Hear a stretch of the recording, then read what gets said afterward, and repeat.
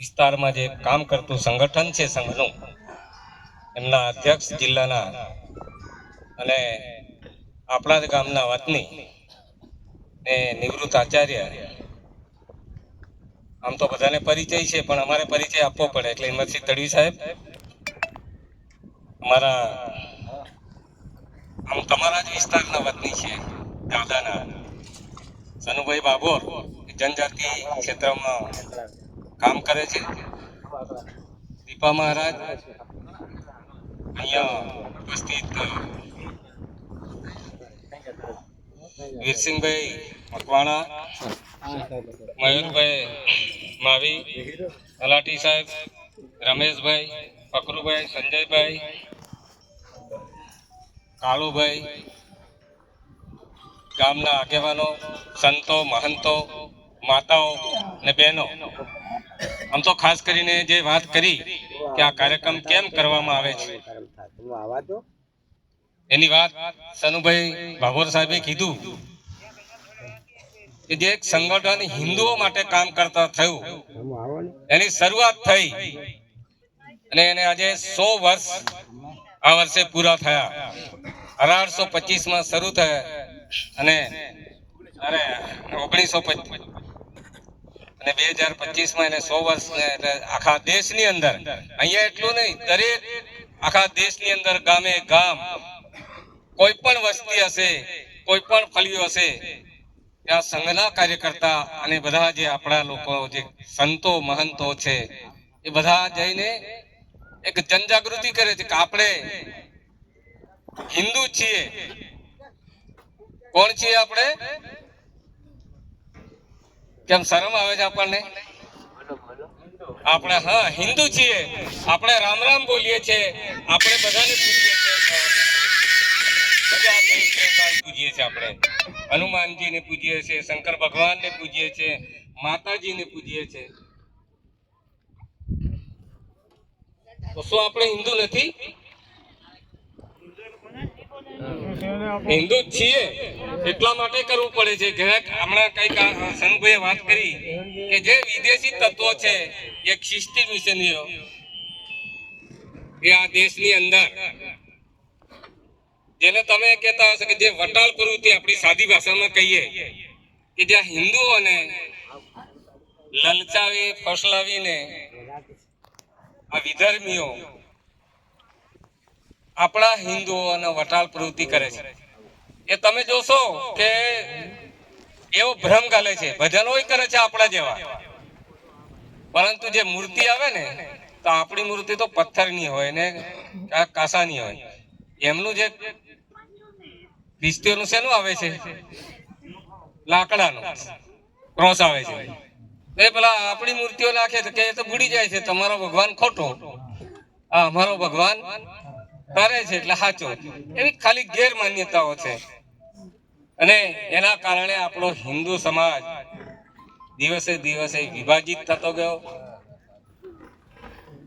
આપણામાં ઘણા બધા સંપ્રદાયો છે, ઘણા બધા પંથ છે, પણ એનો એક જ રસ્તો છે કે આપણે ઈશ્વરને માનીએ છીએ, ભગવાનને માનીએ છીએ, આપણે હિન્દુ છીએ, આપણે માતાને માનીએ છીએ, હજારો ભગવાન છે આપણા. તો આપણે બધાએ જે આપણી જે સંસ્કૃતિ છે, જે આપણો ભૂતકાળ છે, જે આપણો ઇતિહાસ છે, એ આપણે ઉજાગર કરવાનો છે અને આપણી સંસ્કૃતિને છોડવાની નથી. આપણે બધું જ કરીએ છીએ, બધાને પૂજીએ છીએ, સાપને પૂજીએ છીએ, ડુંગરને પૂજીએ છીએ, તળાવને પૂજીએ છીએ, કરીએ છીએ ને બધા. દિવાળી કરીએ ત્યારે પેલો કુવાને પણ આપણે હોય તો ત્યાં દીવો કરીએ છીએ, ઉકેડાને પણ આપણે પૂજીએ છીએ. આ હિન્દુ સંસ્કૃતિમાં છે આ બધું પૂજવાનું બધાને. એટલે આપણે એક જ મંત્ર છે કે મમ દીક્ષા હિન્દુ રક્ષા. હિન્દુઆ સર્વ આ હિન્દુસ્તાનમાં રહેતા લોકો બધા હિન્દુઓ છે અને એના કારણે સંઘે આપણને 2-5 સૂત્રો આપ્યા છે કે સમાજની અંદર જાગરણ કરવું. જોશો આપણે બધા અહીંયા ગામમાં લગભગ 2-3 પ્રકારની વસ્તી હશે એવું લાગે છે કે એક તો આપણે ભીલ અને પટેલિયા સમાજ, ભીલ સમાજ અને બીજા ખરા ધાણક સમાજ કે બીજા હશે કોઈ પંચાલ આ બધા હશે. આખરે આપણે જાતિ પછી આપણે પેલા હિન્દુ છીએ, પછી જ જાતિ આવે. આપણે ડામોર ભાભોર કે અમલિયાર એ પછી પેલા આપણે હિન્દુ પછી જાતિ આપણી. એટલે આપણે જે સમરસતાનો જે ભાવ આવવો જોઈએ કે સમાજની અંદર તમે જોશો કે આઝાદી પહેલા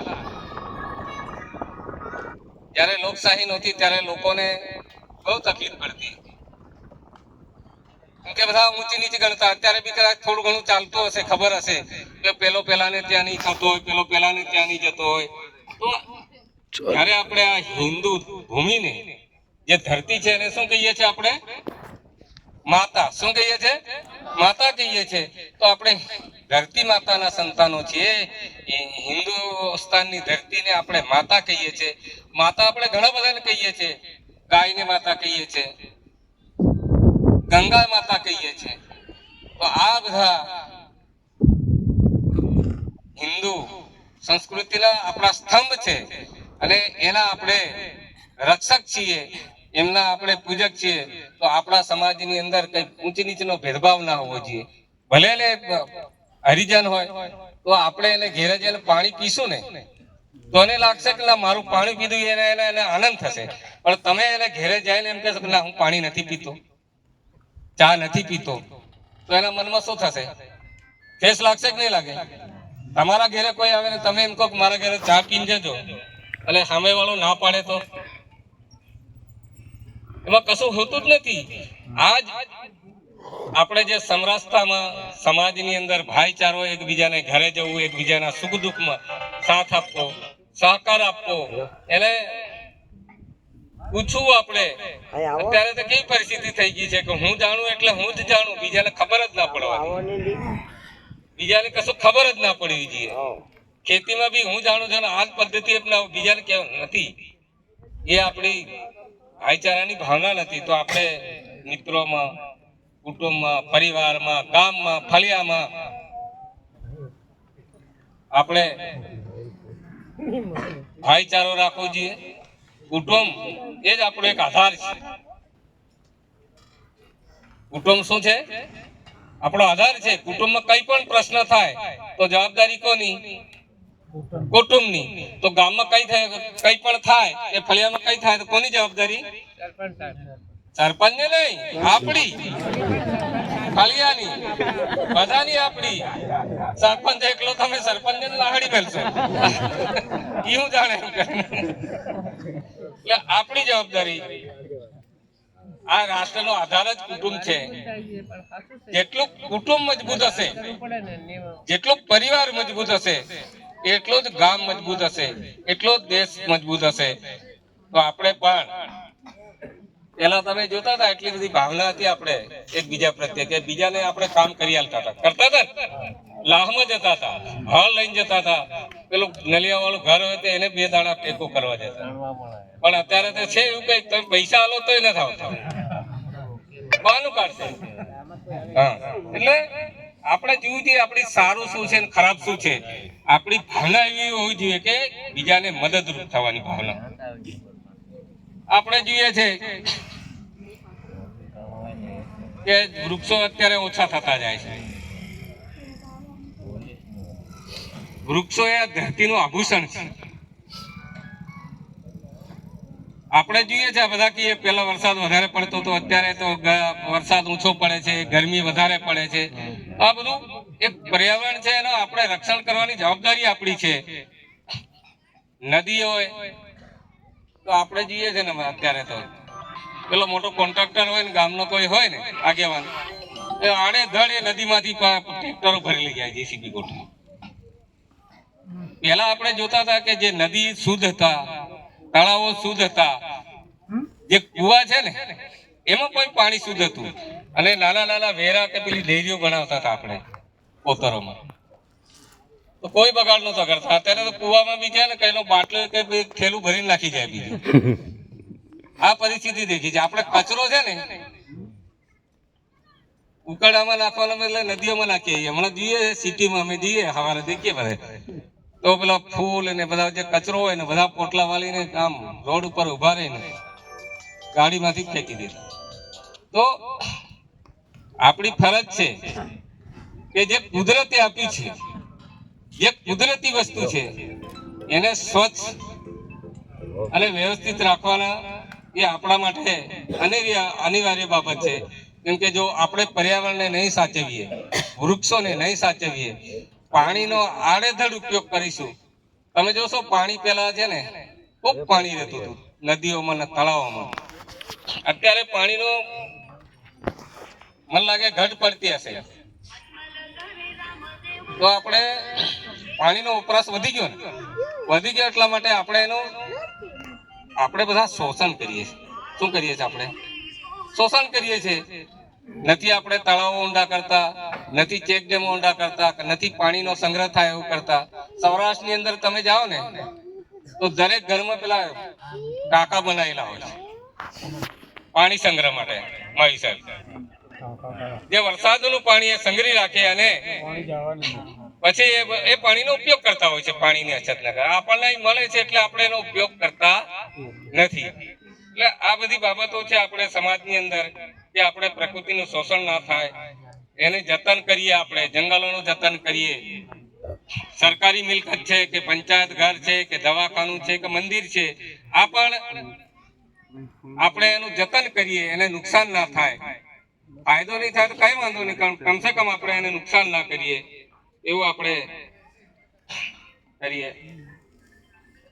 બીજી બાબતો કે અત્યારે શિક્ષણ વધ્યું છે અને વધવું જ જોઈએ, પરંતુ જે આપણા સમાજના કેટલાક રિવાજો એવા છે એ બધાને ખબર છે. તો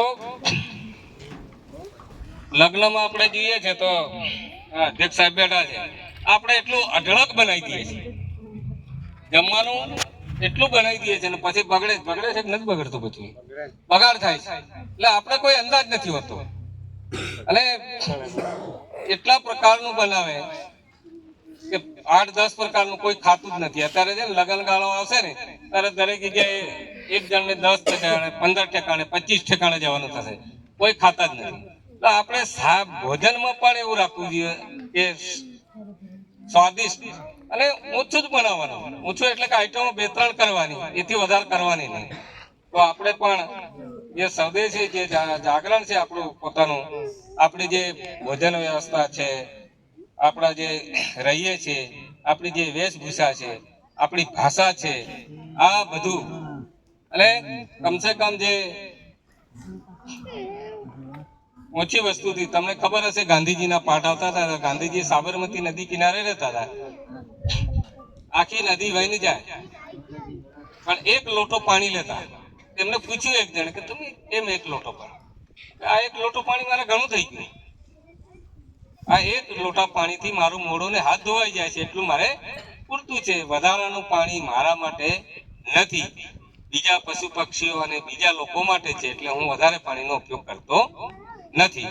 એટલે આ આપણે પોતે આપણે સુધારવાનું અને આપણે જો પરિવર્તન લાવવું હોય કુટુંબમાં, સમાજમાં, તો આ બધી નાની નાની બાબતો આપણે શીખવી પડશે. ઘણી વખતે આપણે બધા હકની વાતો કરીએ છીએ. આ તો મારો હક છે ને, બચુભાઈ સાહેબ, મને આ ઝૂંપડું કેમ નહીં મળ્યું, બોર કેમ નહીં મળ્યો, મારો હક છે. પણ હક કરતા ફરજ મહત્વની છે. આપણે વિચારીએ છીએ કે આપણે નીતિ નિયમનું પાલન કરીએ છીએ, આપણે કાયદાનું પાલન કરીએ છીએ. સમાજ માટે બંધનો ઘણા બધા હોય છે. આપણા સમાજમાં મર્યાદા હોય છે ને કે આપણે જીવન જીવવું હોય ત્યારે દરેક, આ તો આપણા ભીલ સમાજમાં ચાલે છે, બાકી દરેક સમાજને બધા બંધનો હોય છે. સાહેબ, એ સમાજ જે નિયમ નક્કી કરે એનાથી ઉપર નથી જતો. આપણે ત્યાં તો કોઈ પૂછતું નહીં કે એ તો નવરા, આવી વાતો થાય. એટલે આપણી જે ફરજ છે, હક કરતા એ ફરજ આપણને બહુ મહત્વની છે. આપણે શું કરી શકીએ? આપણે બીજાને મદદરૂપ થઈ શકીએ? આપણે સમાજને કઈ દિશા આપી છે? સમાજને આપણે કઈ સહયોગ આપ્યો છે? હું શિક્ષક છું કે હું તલાટી છું કે હું આગેવાન છું, તો મેં સમાજને મદદ થાય એવું કઈ કરી છે? મારે સમાજને આ જોડવું જોઈએ કે આ સમાજ શિક્ષણમાં આગળ આવે, આ સમાજ અમુક બાબતોના બંધનમાં મર્યાદામાં જીવે. આ બધી બાબતો આપણે એક નાગરિક તરીકે, આપણે દેશના નાગરિક તરીકે આપણી ફરજમાં આવે છે. શું સારું ને શું ખોટું એ આપણને ખબર છે, પરંતુ આપણે સારું કરવાના બદલે આપણા વિચાર કંઈક બીજો ચાલતો હોય. પરંતુ આપણે બધા મળીને ફળિયામાં એકાદ દિવસ બધા ભેગા થઈએ, એક વિચાર કરીએ કે આપણે શું કરીએ, ફળિયામાં શું કામ સારું કરીએ તો થઈ શકે.